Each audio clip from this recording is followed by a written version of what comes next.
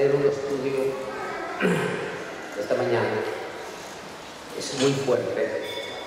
La primera parte sucedió y Jesús dijo que se iba a repetir. ¿Te acuerdas que anoche pregunté si habían evangélicos idólatras? A veces la pregunta es un poco difícil, pero fíjese que anoche demostraba que los evangélicos en estos momentos son más idólatras que los propios católicos. Y el estudio de ellos tiene enorme seriedad. Y analizando la investigación que él hizo y lo que conocemos nosotros, en este momento los evangélicos de Latinoamérica y los evangélicos de Estados Unidos, hispanos mayoritariamente, es que efectivamente los evangélicos son más idólatras. El doctor dijo que los católicos adoran a ídolos móviles o estáticos, o sea, estatuas, y lo hacen, dijo, por ignorancia. Pero los evangélicos dicen conocer la Biblia y adoran a ídolos de carne y hueso. ¿Ya vieron lo que dijo? Adoran ídolos de carne y hueso, y a esos ídolos están dispuestos a donar todo, a dar todo por esos ídolos, desde su billetera, las llaves de su casa, las escrituras de su casa, a darlo todo por causa de esos ídolos. Es impresionante la investigación de él, porque efectivamente esos son los rasgos de la horrible idolatría que nosotros estamos viendo en los evangélicos de Estados Unidos y de América Latina, y por supuesto que ha llegado hasta aquí a ustedes, a los europeos. Por ejemplo, algunos países están más crudos, como el caso de Perú, el caso de Ecuador, en Centroamérica, Costa Rica, que le llaman la cuna de la cueva de ladrones. Allí es donde está la cadena enlace, sin lugar a duda fuertísimo, con serio cuestionamiento, gravísimo cuestionamiento de parte de la televisión nacional en Costa Rica, vínculo que no lo podemos decir en público porque se está grabando, serio, predicadores de renombre idolatrados por nuestros hispanos, en donde se predica desde cuando la policía secreta está investigando estos movimientos, el movimiento exagerado de dinero. Algunos de ellos tienen sus cuentas en los bancos de Suiza, aquí, en ellos, y todos esos se han vuelto multimillonarios. Dentro de un mes voy a regresar a Nápoles, Italia. Va a venir acompañándome una persona muy especial. Él trabaja con el gobierno y es una persona de no puedo decir muchos detalles, es de los que trabajan en investigaciones. Y es impresionante cuando él me dijo, ahora que llegó este señor Luna a esa parte de Texas, él me dijo, es impresionante el equipo que esa gente camina un equipo grandísimo de gente solo para recoger los dineros con máquinas contadoras. Caminan un equipo de 6 abogados al estilo de los gángsters. Entonces, oye, cuando ya alguien anda de esa manera y todo, entonces ya el FBI empieza a pelar los ojos. Aquí hay más que esto. Y entonces dice, pero lo que más les impactó a ellos como servicio secreto es medir la idolatría de los pastores a estos hombres. Dice, los pastores se le tiraban a los pies y algunos hasta le querían besar los zapatos. Dice, es impresionante, me dijo este amigo, impresionante. Impresionante la idolatría. Un periodista de la Televisa México fue a cubrir y 4 días después él fue a mi oficina y me dijo, yo pensé que solo nosotros los católicos éramos idólatras, pero ahora descubrí que ustedes son más idólatras que nosotros. Wow, qué triste, ¿no? Por eso pregunté esta mañana que si alguno de ustedes tiene alguno de estos ídolos, se van a sentir un poco incómodos. A lo mejor hasta se va a enojar, pero no se preocupe, enójese, porque le vamos a quebrar sus ídolos esta mañana para que ahora que se...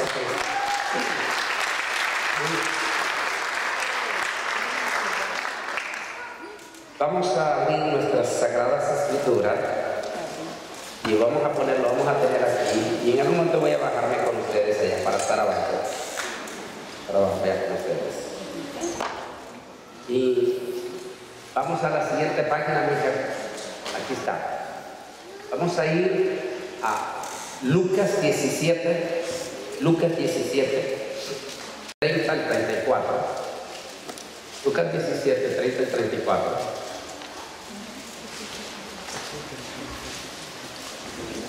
Nos ponemos de pie le voy a decir porque recuerde que yo hasta los 17 fui practicante en el judaísmo, en las sinagogas. En el judaísmo, cuando se lee las Sagradas Escrituras, se le rinde demasiado respeto y tiene que ser así, porque es la palabra del Altísimo, que sobrepasa todo entendimiento. Dicen ellos que cuando una monarquía aquí en Europa llega a algún lugar, todos le rinden pleitesía, se ponen de pie porque el rey está llegando. Y que la palabra es la palabra del Rey de Reyes, el Rey del universo. Con mucha más razón debemos de rendir pleitesía a la palabra del Señor. Dice así en el nombre del Padre, del Hijo y del Espíritu Santo. Y como fue en los días de Noé, así también será en los días del hombre. Comían, bebían, besaban y se daban en casamiento, hasta el día en que entró Noé en el arca y vino el diluvio y los destruyó a todos. Asimismo, como sucedió en los días de Lot, comían, bebían, compraban, vendían, se lanzaban, edificaban. Mas el día en que Lot salió de Sodoma, llovió del cielo fuego y azufre y los destruyó a todos. Así será el día en que el Hijo del Hombre se manifieste. Y ahora vamos a pasar del 34 al 36. Siguiente página. Os digo que en aquella noche estarán dos en una cama. El uno será tomado y el otro será dejado. Dos mujeres estarán moliendo juntas. La una será tomada y la otra será dejada. Dos estarán en el campo. El uno será tomado y el otro será dejado. Oremos. Amante Dios y Padre Celestial, estamos ante el gran trono de tu presencia para darte las infinitas gracias por esta santa y bendita palabra que hemos leído en esta mañana. Su palabra, mi amado Dios, no regresa a usted vacía, sino que dé fruto para los corazones en esta mañana. En el nombre de Jesús te lo damos. Amén y amén. Amén. Pueden sentarse.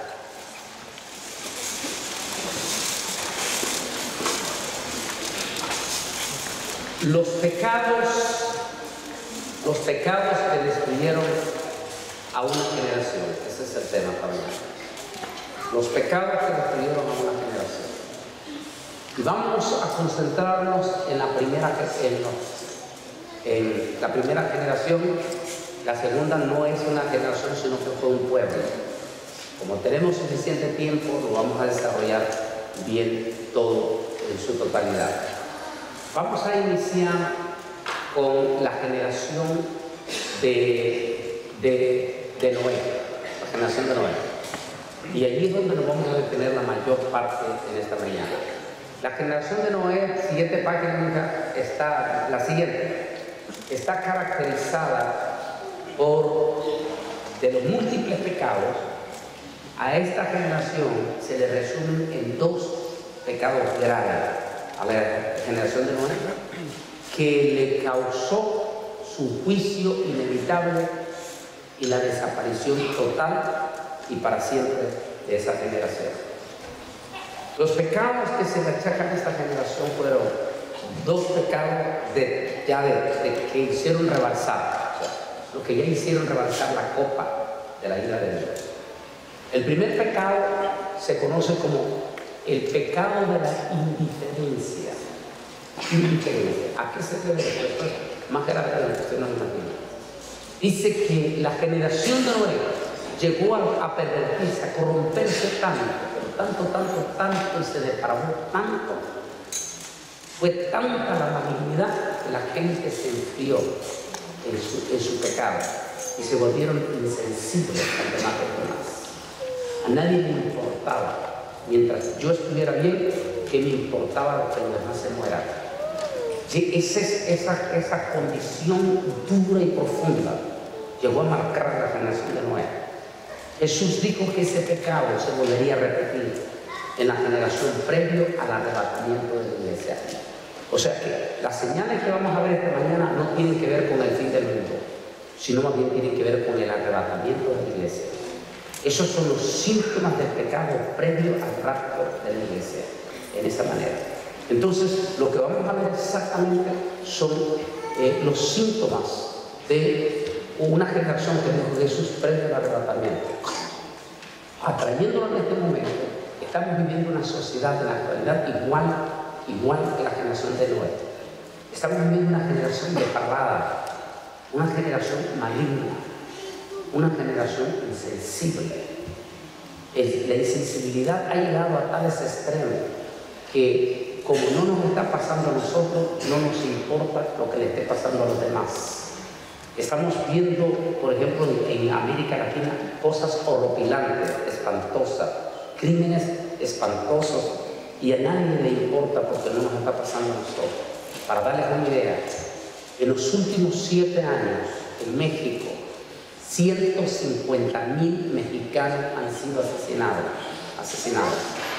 Eso está hablando que no menos de 200,000 niños, oiga bien, no menos de 200,000 niños en México en este momento lloran la ausencia de un padre o la ausencia de una madre.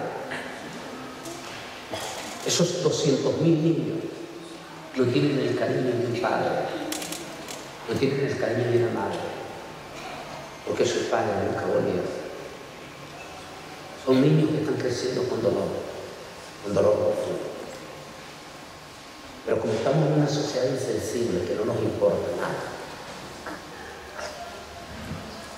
eso significa casi 150,000 madres mexicanas que lloran la desaparición de un ser querido. Constantemente vemos en la televisión aquí, llantos de dolor.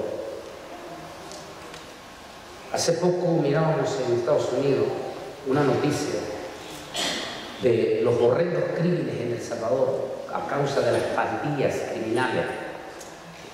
Y dos madres se desmayan frente a la televisión porque sus 2 jovencitos, los hijos de ella, 2 jovencitos de 19 años, que apenas están comenzando la vida, salieron de una vigilia evangélica y ya los estaban esperando afuera las pandillas porque las mamás no pagaron la cuota que Dios les pone. Y allí a sangre fría le mataron a sus 2 niños. No hay ley, no existen autoridades. Las autoridades en América Latina están compradas. Que no se puede quejar a nadie, solo el dolor profundo. Pero como no nos está pasando a nosotros, así que hemos vuelto insensibles.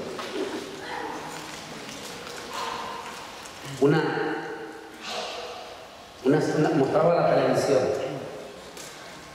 la televisión a una mujer, eso salió en todos los Estados Unidos. Mostraba a una mujer que iba con su bolso en una terminal de tren en Nueva York. Más de 30 personas alrededor porque las cámaras estaban viendo. Cuando el ladrón viene y le arrebata el bolso a la señora, Y la señora se niega a darle el bolso y comienza a forcejear el ladrón,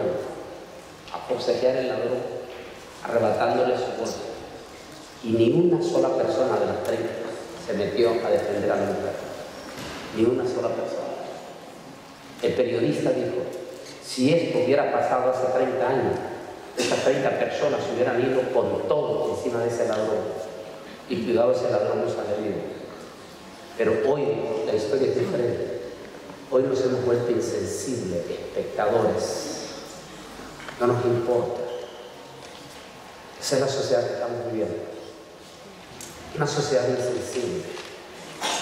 Una sociedad hipócrita, completamente. En Estados Unidos fue noticia, pero noticia. No sé si ustedes vieron algo aquí, pero allá fue una noticia de tres mujeres que estuvieron 10 años secuestradas. 10 años secuestradas en una casa. No me venga a decir usted que en 10 años los vecinos nunca escucharon nada. Pura mentira, porque vivimos en una sociedad hipócrita. No me venga a decir usted que una de esas 3 jovencitas, a la cual se le provocó 6 abortos dentro de esa casa, no me venga a decir usted que ningún vecino escuchó en algunas de esas noches algunos de los gritos de súplica de una de esas muchachas. Pero como vivimos en una sociedad insensible, que no me importa lo que le pasa a mí, mientras no me esté pasando a mí. Así es así. ¿Y por qué lo estoy diciendo? Porque el caso fue en un barrio hispano en Estados Unidos. Y ustedes saben perfectamente bien que los hispanos somos bien chismosos. Que siempre sabemos lo que está pasando con todo. O sea, no me venga a decir usted que todos esos hispanos, esos vecinos, en 10 años no escucharon algo raro. Pero como nos hemos vuelto insensibles, a nadie le importó. Por 10 años esa niña le robaron su vida. El dolor de 6 abortos y sus 6 niños y 5 de ellos muertos. Eso es lo que estamos viendo en esta sociedad. Eso es lo que ustedes ven aquí en Europa, una insensibilidad. La gente caminando como zombies. A nadie le importa. Nos hemos vuelto insensibles. Nos hemos deshumanizado.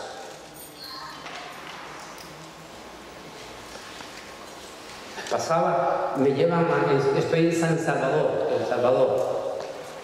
Voy para una entrevista de una radio de un pastor llamado Palmino.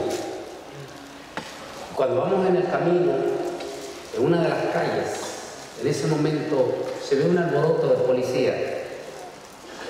Y en estos instantes, nunca se me olvide, esto me ha impactado para mí en lo más profundo de la generación que estamos viviendo. En esos instantes acababan de asesinar a 2 pandilleros y estaban tirados sobre la acera en la esquina de la calle, tirados, desangrándose. Lo que yo vi, a mí me impactó. Los salvadoreños pasando encima de los cuerpos de la gente como si nada. Así, como si nada. Nadie se detenía siquiera. Sí, eran pandilleros, pero son seres humanos. Nadie se detenía. Dios mío, ni siquiera con un animal, porque cuando alguien atropella a mi perro, todo el mundo pega el grito. ¡Ah, pobrecito!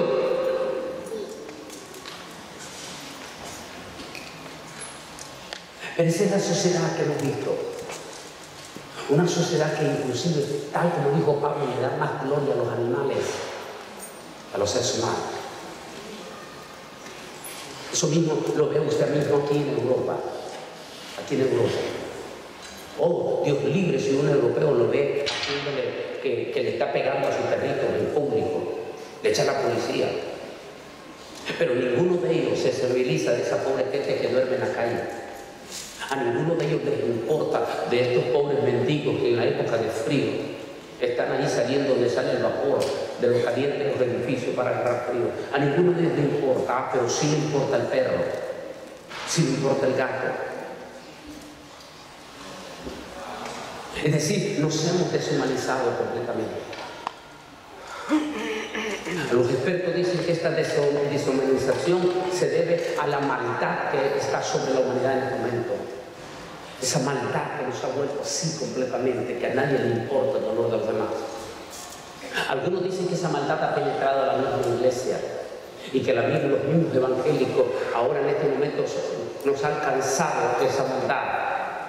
Por ejemplo, vamos a recordar, y le voy a traer remembranza al pastor Vega, allá en Panamá, recuerda al pastor Vega, en aquella época, no sé si en Perú, en Ecuador, lo demás, pero en nuestra Centroamérica y Estados Unidos, hace 30 años, por ejemplo, cuando uno iba a la iglesia, siempre en la iglesia, a un lado, a la mano derecha o a la izquierda, había una canasta.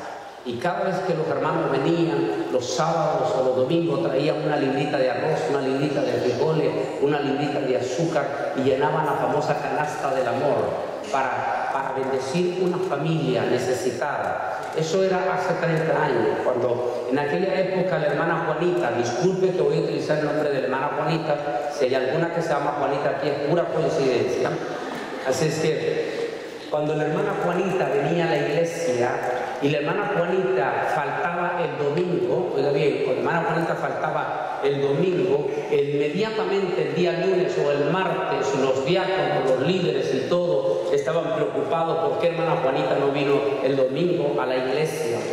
Inmediatamente todos preguntaban qué pasó con la hermana Juanita, no vino el domingo, y había esa preocupación. Pero hoy en día nos hemos vuelto tan insensibles que los propios evangélicos ya no nos volvimos igual que los mundanos, nos deshumanizamos también como evangélicos.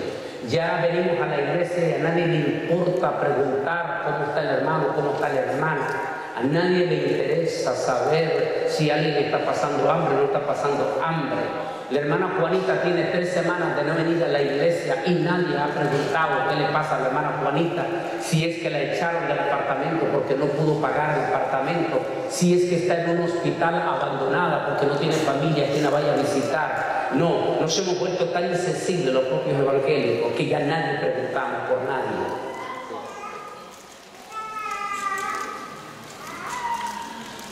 ¿Cierto?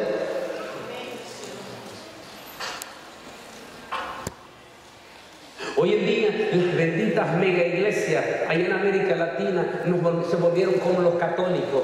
Van allí pero nadie se conoce, nadie. La iglesia no es sencillamente para ir a un club social, así solamente allí donde están los de clase alta de este lado, los de la clase baja de este lado, los de la clase media de este lado. No, la iglesia no debe de haber diferencia de personas. En la iglesia todos somos uno en Cristo Jesús. Pero en América Latina no es así. La hermana Juanita es una cubana. La hermana Juanita es una cubana. La hermana Juanita se acerca, ella vive en Dallas, Texas. La hermana Juanita me dijo, hermano Bolaire, yo serví 5 años de diaconisa. 5 años de diaconisa serví en la iglesia de Guillermo Maldonado. Y en 5 años no pude saludar a Guillermo Maldonado siendo diaconisa, porque no tenía suficiente dinero para acercarme a él. Solo los de dinero se pueden acercar, los demás no pueden, porque no pueden traspasar a los guardaespaldas.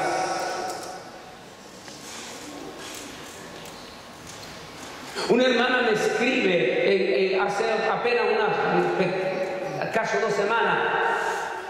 Lo tengo el email era tan duro, tan fuerte, que en algún momento yo me puse a llorar en la oficina. La hermana comienza, o la señora, quien quiera que escribe, da su nombre, su teléfono y todo, y ella dice, por favor, que alguien me ayude porque estoy herida, dijo ella. Y ella comienza a contar y ella dice, me convertí con todo mi corazón en la iglesia de Guillermo Maldonado, dijo, y ahí yo entregué mi vida, entregué todo mi dinero, entregué todo. Y dice, y ahora que estoy desahuciada de los médicos, ni siquiera quisieron recibirlo y me echaron porque ya no tengo dinero. Tengo odio profundo, dijo. Si alguien quiere decirme algo, díganmelo. Wow. Tremendo, ¿no?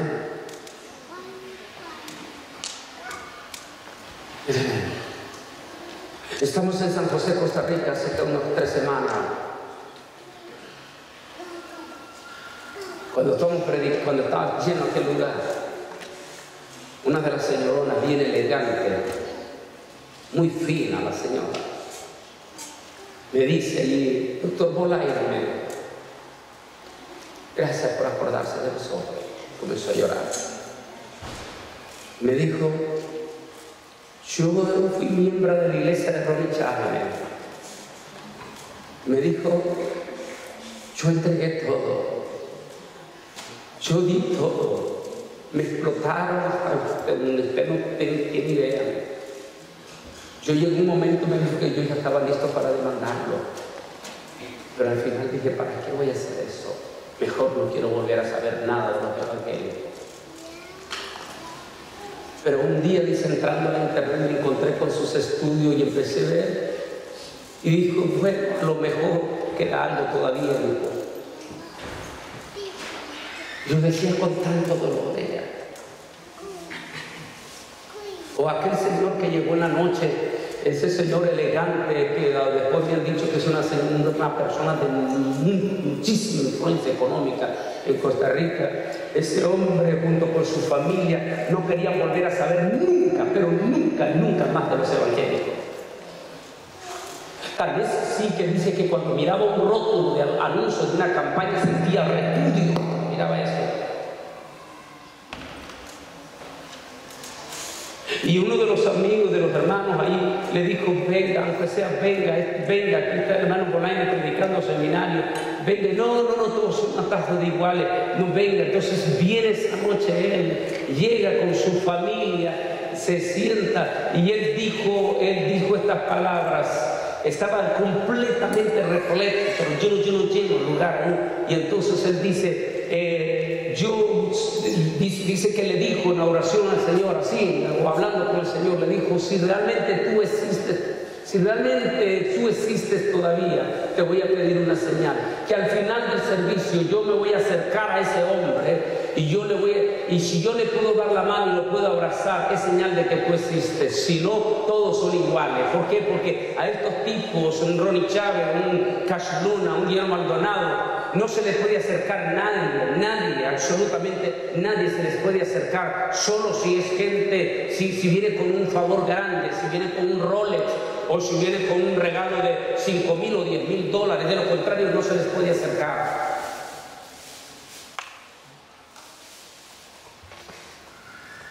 Cuando terminamos el servicio, yo me bajé y estaba con algunos hermanos, familias que vinieron a saludar y algunos tomarse fotos, y entre esos vino él. Y vino aquel señor de anteojo, alto, elegante, bien vestido, y vino con su familia, y estaba en la fila y llega hasta donde mí y me da la mano, y cuando me da la mano siento el deseo de abrazarlo, y lo abrazo. Cuando lo abrazo, aquel hombre comienza a llorar como niño, y comienza a llorar como niño. Y él dijo, yo creí que todos eran iguales. Qué triste que nuestra iglesia esté llegando a eso. Que la maldad del mundo nos ha alcanzado a nosotros. En muchas de las iglesias de América Latina hay acepción de personas. Que los pobres no pueden acercarse a ellos.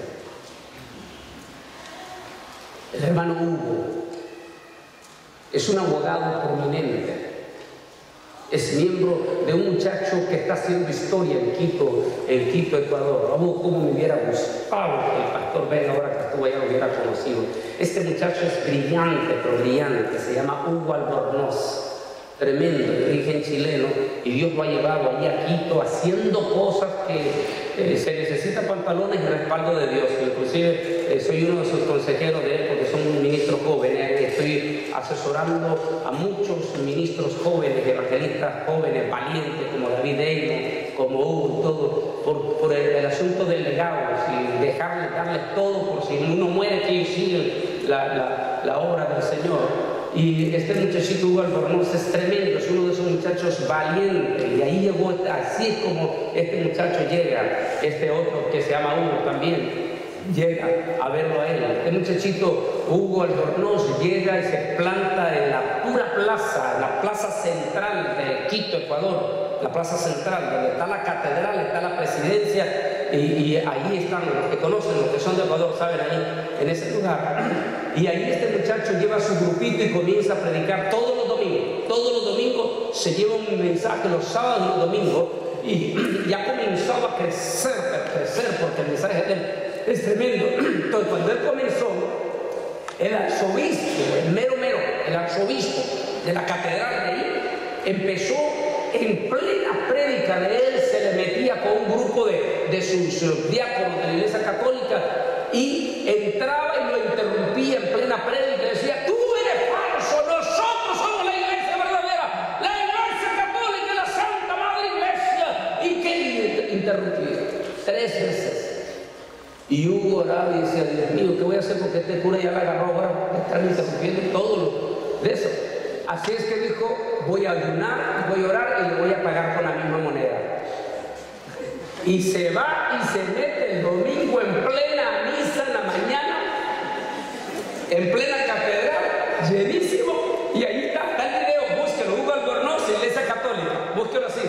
Y se mete en plena misa, en pleno diálogo del arzobispo en la misa, y se para en medio y comienza a decir: escuchen, ese hombre no les está predicando la verdad. Para comenzar, quiten esos ídolos, porque esos ídolos no son. Y comienza el mensaje del muchacho y aquel cura asustado.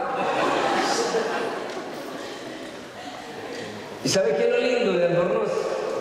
Que el policía que llega de la casa presidencial para sacarlo, ahora es uno de los miembros de esa iglesia. Bueno, ese muchacho valiente, esos hombres que Dios está levantando en estos días. Aquí viene la otra parte, porque está relacionado.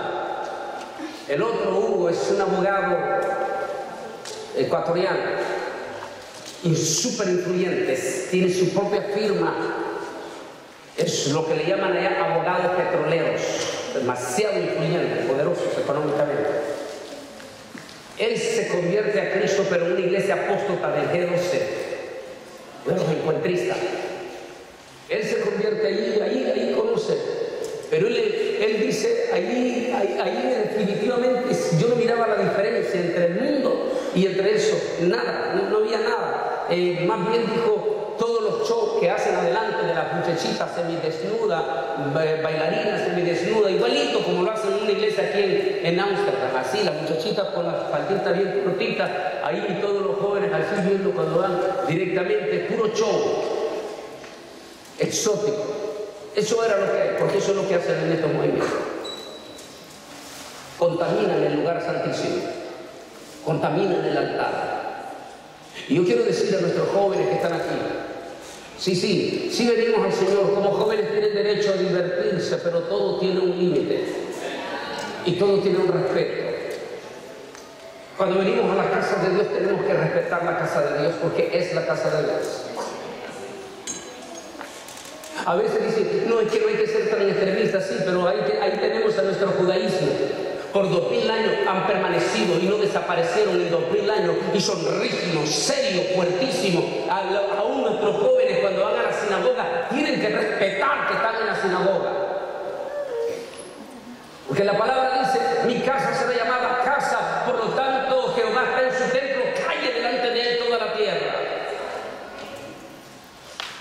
Y sí, tenemos que aprender, aún jóvenes, aún cuando venimos a la iglesia tenemos que aprender a respetar al Señor. Cuando venimos a la iglesia venimos a adorar al Señor, no venimos a pasar el tiempo, no venimos porque estamos aburridos de sentarnos, no, venimos a adorar al Señor. E inclusive debemos de no dejarnos llevar por la trampa del diablo en cuanto al teléfono, porque muchos son zombies, definitivamente vienen a la iglesia pero para estar texteando.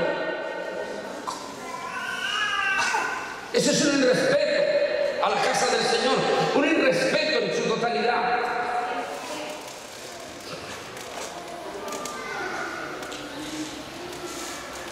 Hermano Hugo, una iglesia grandísima allí en Ecuador, dice grandísima, del G12. Grande. Él es una persona muy influyente su propio su propio Mercedes-Benz blindado.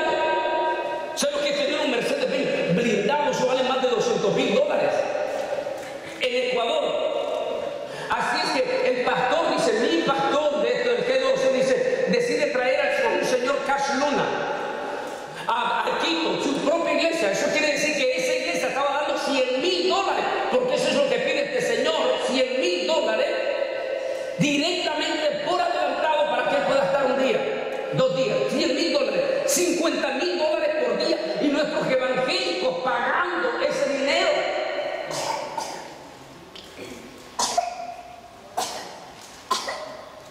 Y entonces dice que a él, como él de dinero y con Mercedes-Benz blindado, a él lo escogieron para que él fuera el que recogiera a Cash Luna en el aeropuerto, al hotel y al estadio. Él era el hombre. Entonces él lo escoge y dice, hermano, lo que cuando alguien es sincero en el corazón. Y dice, hermano, lo primero que yo empecé a mí, yo nunca había escuchado nada, la única palabra que había conocido desgraciadamente era en este lugar. Pero cuando yo vi a ese hombre, mi corazón me dio testimonio. Soberbio, altamente soberbio. Pero dice, lo que más me decepcionó fueron los pastores de Ecuador. Cuando estaba en el famoso lugar VIP y los pastores haciendo fila, algunos hasta lloraban. Yo quiero tocar el piano.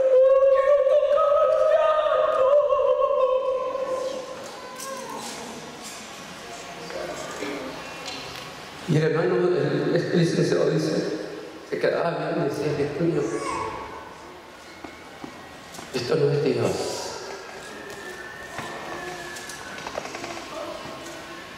Y dice que un momento el tipo este soberbio dice, ¡yo no quiero ver a esa gente ya! ¡Estoy cansado! ¡Cierre! Dice, perdón, pero es que hay alguien ahí que trae una ofrenda de $50,000. ¡Ah, bueno, eso sí pasa!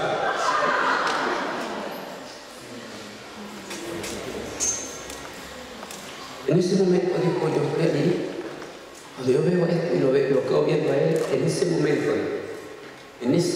mi corazón le dijo el abogado, hermano Molaina, yo no había ni escuchado a ustedes ni a nadie, estaba bien. Cuando yo vi eso, yo me quedé viendo a él, y en ese momento mi voz me dijo una palabra, una voz me dijo, ¿tú crees que yo estoy con él? Dice, eso fue suficiente. Inmediatamente me fui donde el pastor y le dije, pastor, busque otro carro, busque otro chofer. Mi carro y yo ya no somos serviles de este señor. Me voy en este momento. Pero no me importa lo que usted diga, y no me importa las maldiciones que usted diga, pero no voy a prestarme para esto que está pasando aquí. Se fue. Y dice que se fue llorando en la cara, dolido, sí que salió llorando y se va para el centro de la plaza y se encuentra con Hugo, está predicando y está predicando Hugo ahí en qué palabra, en qué sencillez, o qué humildad. Y ahí dice, donde mi corazón me dice que hay otro pueblo que no está contaminado, que somos verdaderos evangélicos.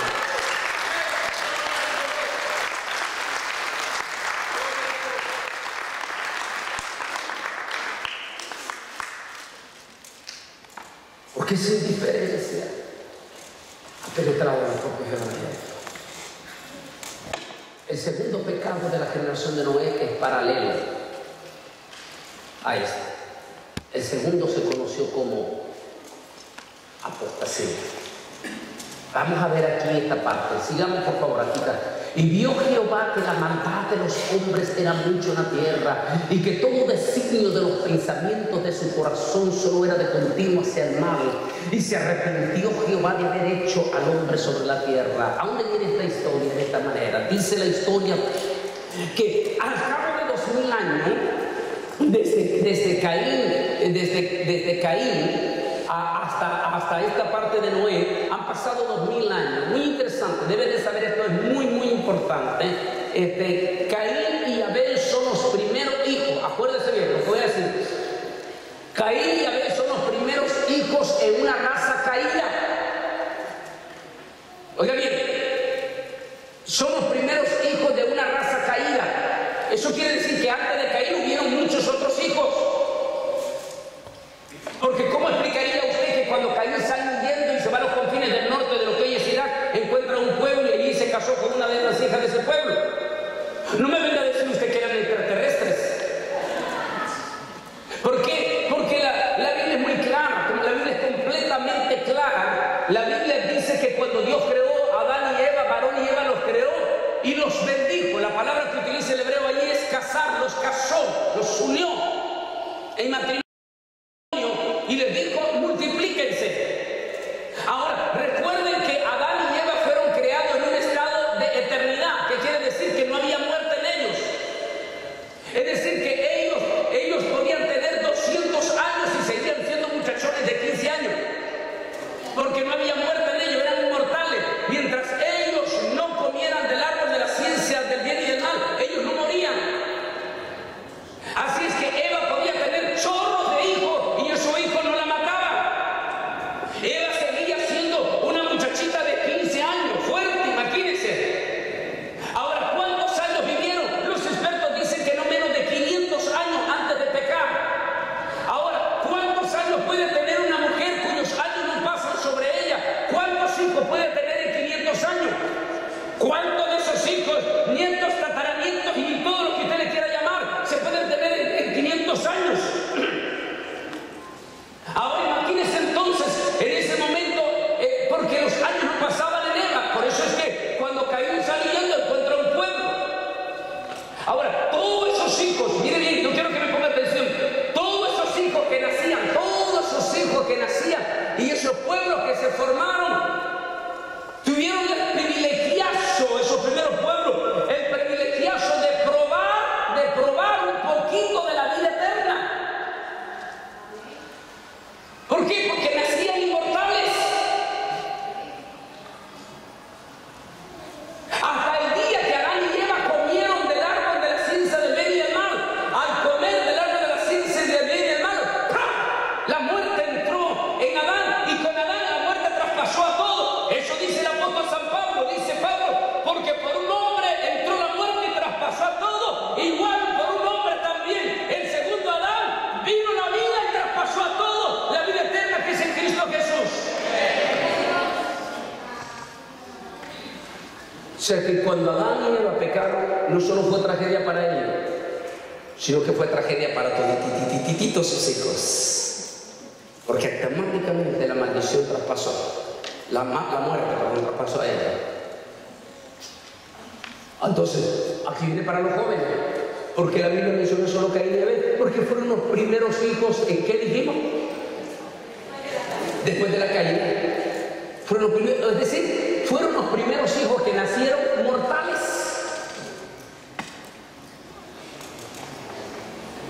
Primeros hijos mortales. Viene Caín, viene Abel, y de Caín ahora son unos muchachitos ya adultos. Tienen que responder ahora por su propia salvación. Por eso los padres tienen que luchar cuando sus hijos están niños para educar a sus niños en Cristo Jesús. Ahora en la edad que ellos están bebiendo, que ellos aprendan a amar al Señor cuando están niños, porque cuando son adultos van a tener que ser responsables ellos de su salvación. El judaísmo se preocupa muchísimo en enseñar a sus hijos el temor al Señor. Nosotros los evangélicos a veces somos un poquito flojos con nuestros hijos, no compartimos con nuestros hijos las benditas glorias de Dios. No tomamos tiempo para hablar con nuestros hijos. Y a veces muchos padres evangélicos se quejan que cuando sus hijos cumplen 14, 15 años no quieren volver a la iglesia y se quejan. Pero usted fue el culpable, porque cuando tuvo ese niño bebito con usted, no lo llenó del amor de Cristo. Usted tiene que aprender a platicar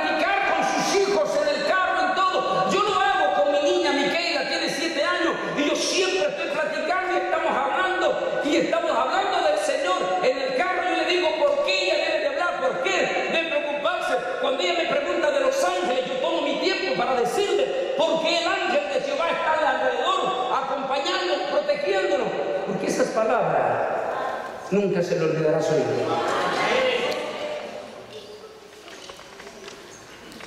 Nosotros no le damos el iPad a nuestro niño. Y Lisa le quita como de lugar el iPad, que lo va a ver el día de mañana. ¿Por qué voy a hablar de eso? Porque queremos que nuestra niña aprenda. Nuestra niña, quien quiera que le dé, ya sea el abuelo, sea el tío o toda la detrás de mí, ella tiene su propia alcancillita para su ofrenda que ella tiene que llevar a la iglesia. Y si usted le da, si el abuelo le da $10, ella viene y dice: mira papi, me dio $10 a mi abuelo, 9 son míos, 1 es del Señor.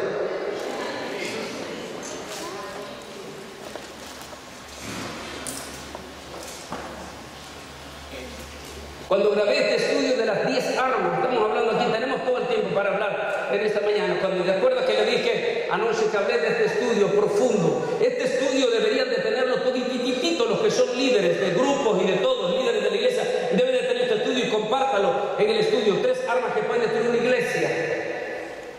En este estudio no solamente hablo en primer lugar sobre la defensa de los dones del Espíritu Santo, donde estoy explicando cómo, si yo creo, 100% creo en los dones del Espíritu Santo. Si hay alguien que cree en el mover del Espíritu Santo, es su servidor. Primero porque yo fui bautizado por el Espíritu Santo el mismo día que recibí a Cristo. Yo creo en el mover del Espíritu Santo, pero no creo en el neopentecostalismo. No creo en los falsos profetas, sobre todo en lo que estamos viendo hoy en día. Se está cumpliendo lo que dijo el profeta Miqueas: tus profetas adivinan por dinero. Adivinan. Se supone que un profeta es para profetizar, pero en estos días nuestros profetas no profetizan, sino que adivinan, y lo hacen por dinero. Y son hasta racistas, porque sus profecías siempre son para los hermanitos que tienen más money. Nunca hay profecía para los hermanitos humildes. Y qué interesante, me decía un cantante interveniente que anduvo con uno de estos falsos profetas allá. ¡Oh, qué terrible lo que está pasando con nuestra iglesia evangélica! Me llama una de esas hermanitas en relación a este profeta, una hermanita allá de Canadá, y me llama por el teléfono y me dice: oye hermanito, en nuestra iglesia tuvimos la visita del profeta tal. Cuando me dijo profeta, recuerdo, todo evangélico, cuando oye la palabra, va a venir el apóstol, levanté sus antenas rápido. Va a venir el profeta, con llamar razón, levante las antenas. Los verdaderos ni siquiera se presentan con eso. Ay, hermano, mira el profeta. Como dice: ay, hermano, qué profeta. Ese sí, hermano, es que tremendo, hermano, ya. Y le dije: ay, ¿quién es? Ah, es fulano de tal. ¿Quién? Hermana, ¿y usted sabía que ese señor lo encontró su esposa en un hotel, pero no lo encontró con otra mujer, sino que lo encontró con otro hombre? He sonado aquí donde yo vivo, porque él es de aquí de nosotros. Su esposa tuvo que dejarlo, públicamente tuvo que pedir el divorcio. ¿Y ese es el profeta que usted me está hablando?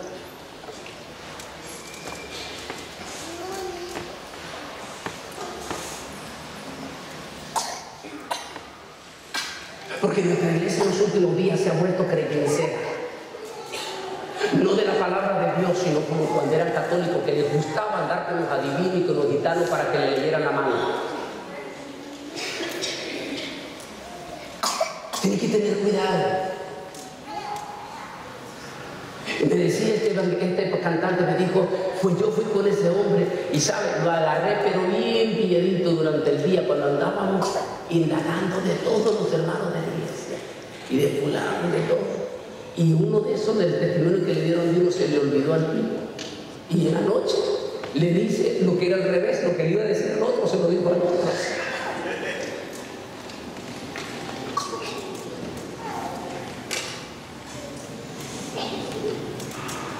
¿Existe el don de profecía? Sí existe.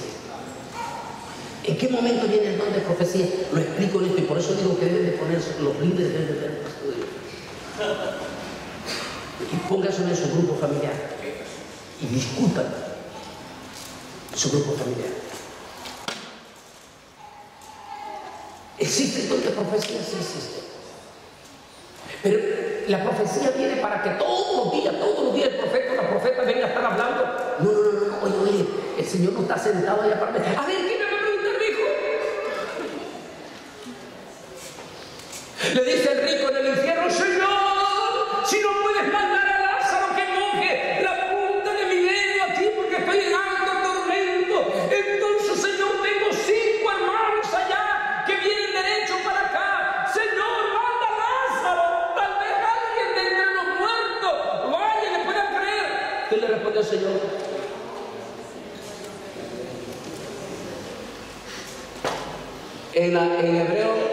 En hebreo se dice la tamim, que quiere decir los profetas, las sagradas escrituras.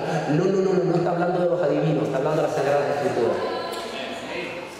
Dice, allá tienen la tamim, allá tienen la Biblia, ahí tienen las escrituras. Si no atienden a las escrituras, por más que vengan a su tal mundo. Por aquí viene. ¿En qué momento viene la profecía?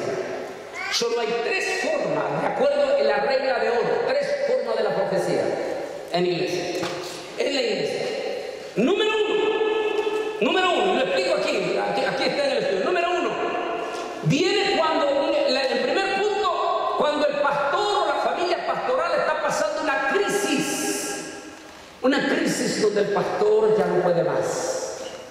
Y de momento el pastor Vega tiene una carga profunda, hay crisis, hay hermanos de la iglesia que se han rebelado profundamente, comienza una denigración profunda contra su vida, no sabe cómo mostrar defensa y está herido.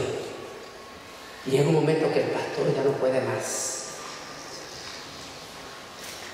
La luz en el túnel se le apaga y no sabe cómo salir de este problema. En ese momento viene el Señor, el Espíritu Santo. La profecía es una luz al final del túnel. Oiga bien, una luz al final del túnel. La profecía. Y viene el Señor y le dice: esto dice el Señor. Así, así, así, y esta es la salida. Porque eso es, la profecía es para edificación. No es para avergonzar, es para edificación. El primer punto. El segundo punto, ¿por qué viene una profecía? Ahora es el caso congregacional. La iglesia está pasando una crisis de gran trascendencia. La iglesia no puede, no sabe cómo solucionar el problema. No saben, tienen que todos están a punto de perder, están a punto de hacer esto. Está pasando una crisis de grande angustia, ni el pastor ni la iglesia saben cómo encontrar la salida. Están ayunando, están orando, Señor, ¿qué hacemos? Y en ese momento, cuando la iglesia junto con su pastor no encuentran la salida, cuando las luces se han apagado al final del túnel, ahí viene la luz del Espíritu Santo. Y ahí viene la profecía. Esto dice el Señor, iglesia. Y da exactamente la salida. Exactamente la salida. ¿Se da cuenta que no es cada rato que viene la profecía? Y ahora vamos a ver qué nos va a decir el Señor. No se predique. Aquí está la Sagrada Escritura. Tercera, ¿cuándo viene la otra parte de la profecía? Ahora es el caso de una familia. Hay una familia que está pasando una crisis grandísima. Ha recibido noticias que su hijo o su hija tiene cáncer, que la muerte es inevitable, o problemas económicos gravísimos. Y aquella familia está angustiada y dolorosamente llorando y no encuentra la salida. Ahí viene la profecía. Dios levanta a un hermano, una hermanita, que puede ser cualquier hermano o hermanito de la iglesia que esté consagrado. No tiene que venir un tipo cobrando desde allá, cobrando para venir a decir el profeta. Pero no, el Espíritu Santo se mueve dentro de la iglesia. Los dones son para la iglesia, no para cierto tipo. Es para la iglesia, para edificación del cuerpo de Cristo.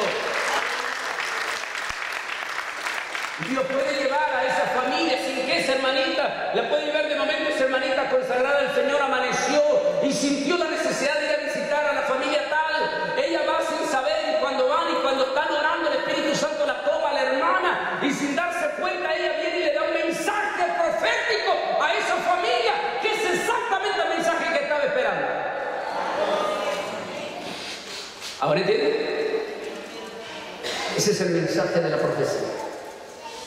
La profecía viene, dijimos aquí, pero aunque toco todos los dones, e inclusive el asunto de las lenguas, porque no todas las lenguas son del Espíritu Santo. Y mucho peor, debe de tener terror. Y lo voy a decir aquí porque yo sé que el hermano Vega no practica eso aquí. Y lo voy a decir porque algunas iglesias del G12, las que están en Ámsterdam, que están en París, esas están hasta la nariz metidos en eso. Y entonces de momento ellos dicen, y ahora vamos a hablar en lengua todo. Tenga cuidado de eso. Eso es muy peligroso, peligrosísimo, peligrosísimo. Porque no es cuando usted le da la gana hablar en lengua. No, Señor, usted no maneja el Espíritu Santo. El Espíritu Santo es Dios. Es el Espíritu Santo el que decide cuándo y con quién y a quién usar. No es usted quien lo maneja. Se debe tener mucho cuidado. Profundo cuidado decir eso. Las lenguas son para edificación de la iglesia, para edificación del hermano. Pero Pablo dice que si no hay intérprete, que mejor calle.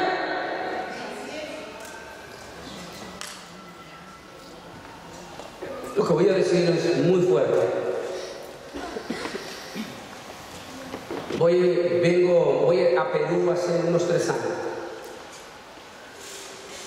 Desde Chile vino un hermano a esa conferencia.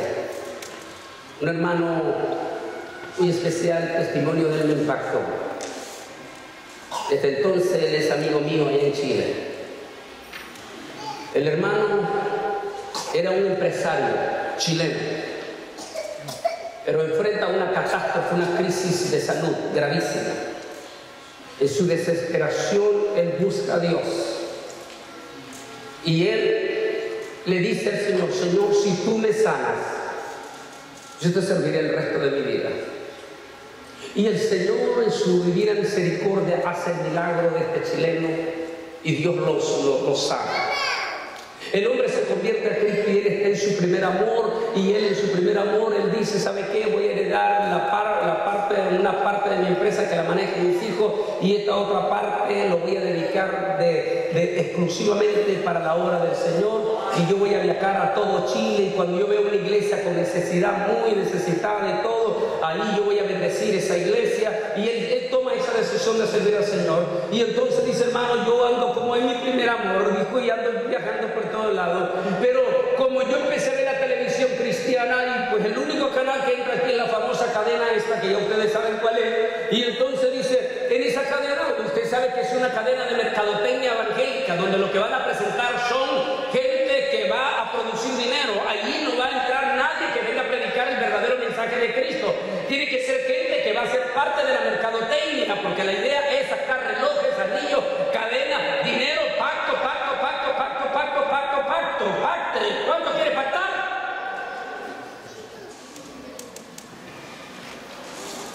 Que una vez yo le dije, ¿sabe qué, hermanito? Cuando le llamen de esta cadena, cuando usted sienta, impacte los $5,000 últimamente, impacte y llame. Entonces usted llama y diga, hermano, yo también voy a pactar. Amén. ¿Por cuánto? $5,000. Amén. Deme la cuenta. No, los 5,000 los voy a depositar en mi iglesia. A ver qué le van a decir. No funciona así. Así le van a decir. No, así no funciona. ¿Por qué no funciona? ¿Acaso la iglesia no es del Señor también? ¿Por qué tiene que ser solo para ellos? Es mercadotecnia.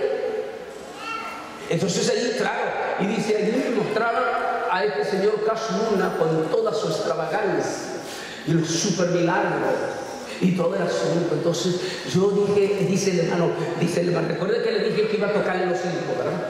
Entonces si alguien ahí, de momento dice él, yo siempre soñaba con un día ir a conocer en persona a este hombre. Y de momento anuncian que viene para Lima, Perú, y que va a venir a Lima. Así es que de inmediato yo llamé al teléfono que aparecía ahí y dije que yo quería estar en la famosa clínica del alma, esa clínica donde él todos los sábados en esos eventos da 2 horas, pero la gente que va allí no va de gratis, tiene que pagar $1,600 para asistir y estar cerquitita, en vivo, del hombre de la unción. El negocio es redondo, porque 2.600 pastores representan 2.600.000 de un solo chorro.